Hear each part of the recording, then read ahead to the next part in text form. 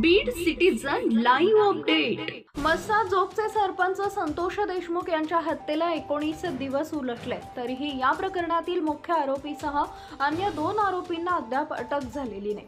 खंडणीच्या प्रकरणातही वाल्मिक कराड फरार असून या दोन्ही घटनेतील मास्टरमाइंड वाल्मिक कराड हाच असल्याचा आरोप होऊ लागलाय।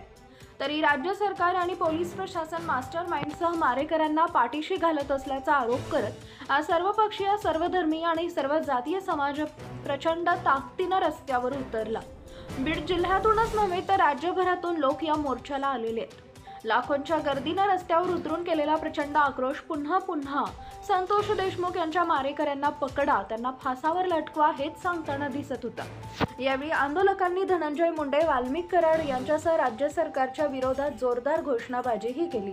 न्याय द्या म्हणत रस्त्यावर उतरलेला प्रचंड आक्रोश मुख्यमंत्री तथा गृहमंत्री देवाभाऊंनी स्वतःच्या डोळ्यांनी पाहावा।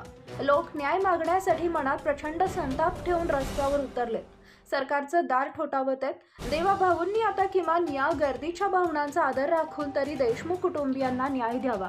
या मोर्चात मराठा योद्धा मनोज जरांगे पाटील, छत्रपती संभाजीराजे, खासदार बजरंग सोनवणे, आमदार जितेंद्र आव्हाड, आमदार सुरेश धस, आमदार संदीप क्षीरसागर, आमदार प्रकाश सोळंके, आमदार अभिमन्यू पवार, माजी मंत्री शिवाजीराव दादा पंडित, माजी आमदार सय्यद सलीम, माजी आमदार पृथ्वीराज साठे, नंदकिशोर मुंदडा, ज्योतिताई मेटे, मेहबूब शेख, नरेंद्र पाटील, सक्षणा सलगर, दीपक केदार यांच्यासह अनेकांची उपस्थिती होती।